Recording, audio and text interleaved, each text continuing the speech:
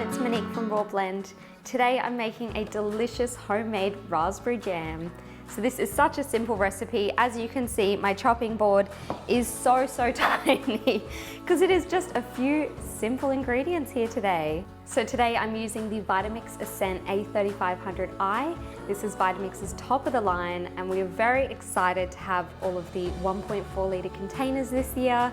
So today I'm going to be using the 1.4 litre wet container. So it's perfect for these kind of recipes, jams, bliss balls, smaller quantities of smoothies and soups. So firstly, I have these delicious red, beautiful raspberries. Let's pour them in. So that is 250 grams. So next I've got some fresh medjool dates. I have chopped them up here just to make it a little bit easier because I don't want to completely pulverize it. I still want to have a little bit of texture. So this is about 1 to 2 dates. Next, I've got a tablespoon of white chia seeds. So this is what's going to help set our jam.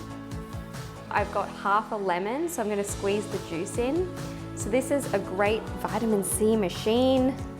This is also going to help keep it fresher for longer. So now I'm going to lock my lid into place.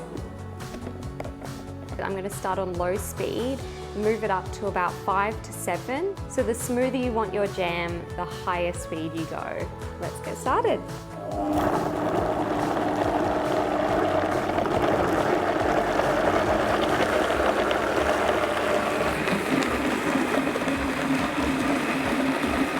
Actually looks really nice to me. So it was 18 seconds.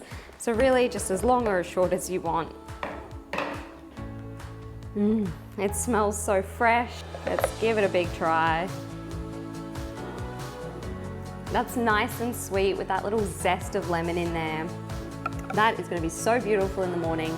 I'm going to serve that out in my beautiful jam jar and set that in the fridge for a few hours.